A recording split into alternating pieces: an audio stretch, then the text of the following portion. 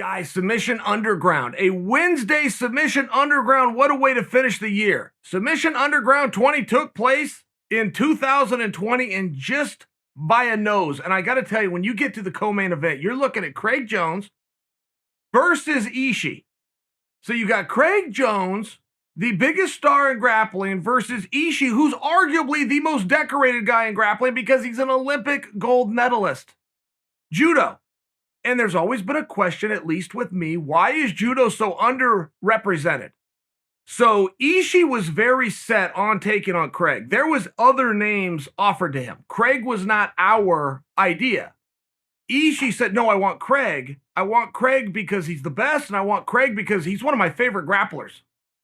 So full credit to Ishii, right? I mean, what a competitive spirit to go out there and do this. So one thing that happened with Craig Jones, and I got to back up, when Craig was on fire, when nobody could touch him, not only could you not win a match against him, guys couldn't win sequences. They couldn't win exchanges. He was absolutely dominant. But the one thing that happens to Craig is now Craig scouted.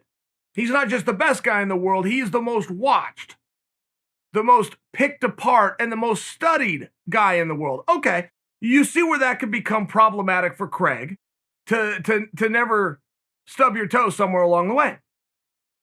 Craig himself was very frustrated with the rules, particularly the regulation time period of 5 minutes. He wanted a minimum of 10. He wanted closer to 12. He was willing to be out there for 20. But the more minutes, the better. Now, I bring that to you because how many of us can relate to that? I know I can't. Do any of you that are paid by the minute want to work more minutes? You're unhappy with the 8-hour workday. You really want a 10-hour workday. I mean, just by example. So Craig wanted more time, but this was stylistically. He didn't want guys to be able to avoid him. He wanted to get guys on. He wanted to start feeling them, start figuring them out, go to work from there. I mean, it's a different sport than most jobs, but this was Craig's opinion, and he's not alone with that. Some other guys shared this opinion. But now that you know Craig's stance and you know where he stands, Craig has two options. He can complain about the rules or he can adapt. Craig adapted. To watch Craig Jones, who was the best at the beginning of 2020, to watch him get better through 2020, it was kind of a shocking thing. I mean, the MO on Craig was pretty well out there. He's going to come below your waist and then you're going to be in trouble. So stop him at step 1 because you're not going to be able to stop step 2. Okay, great. Well, a lot of guys started doing that, and Craig started coming above the waist. He starts coming for Kimuras. He starts looking for guillotines. Of course, that triangle choke is always there. I bring that to you because Craig deserves a ton of credit. He was faced with two options: bitch about the rules or adapt to them. He chose to adapt to them, and I will share with you, I wasn't sure which way we were going to go. I was not sure which way Craig was going to go, because he was having a lot of support backing him up in defeat. Go, well, you know, if the rules were different, or if you'd have done this, or if you'd have done that. What is that? What kind of way to go through life is that? So now we got the answer to Craig Jones. He is getting better. He's going right out. He's not always getting the takedown he's looking for, but he's instantly looking for sweeps. He's instantly looking to get on top.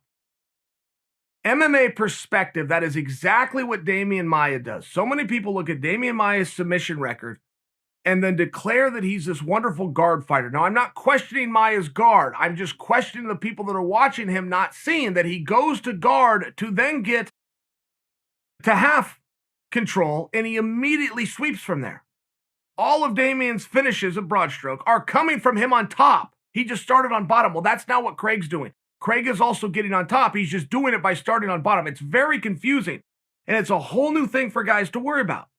Guys think they have to protect their ankles against Craig. Now they have to start worrying about arm drags and sweeps from the bottom because that's what he's doing to everybody. It was just a thing of beauty to watch him go out there and work. And then that draws into the main event.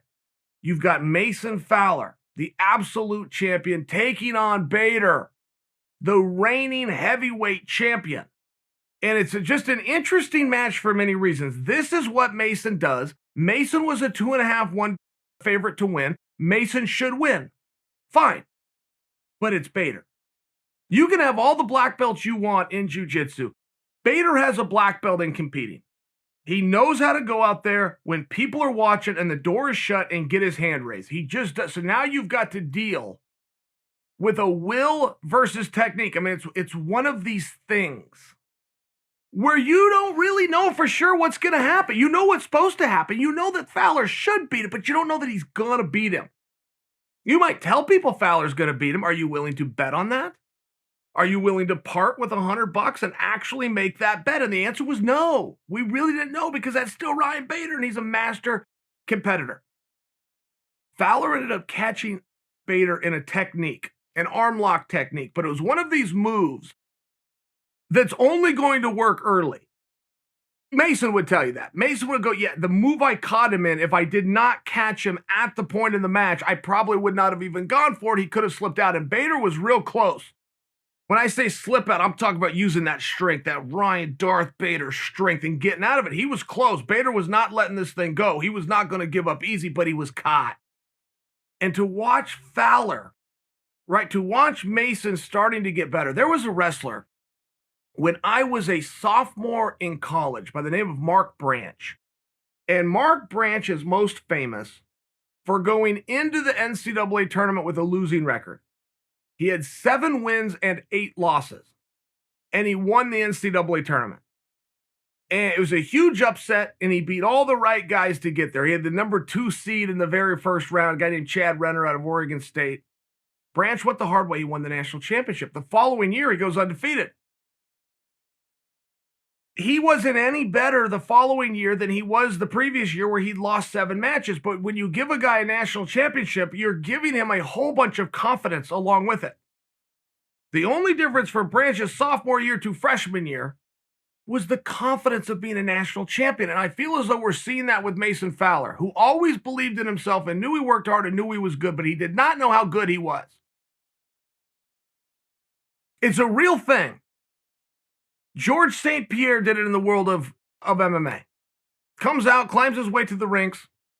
George ends up in his first fight with Matt Hughes.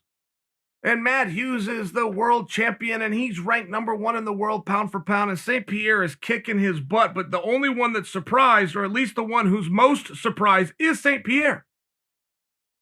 There's 1 second left in the first round, 4 minutes, 59 seconds. I am not making this up. And St. Pierre found a way to tap out. Gave Matt an armbar, tapped out. And St. Pierre said after the fight, he said, man, my only problem was I couldn't believe how well I was doing with him. And while that looks dismissive, as an athlete, I could just relate. I've been there. I've seen it happen. I've had guys do it to me where I let them be too close in a match, and all of a sudden they start figuring out I can win this thing, and they come and grab a takedown in the last seconds. I mean, it's one of those things where some guy's the best guy doesn't know he's the best guy. And he's got to learn on the job. And I feel as though we're starting to see that with Mason Fowler.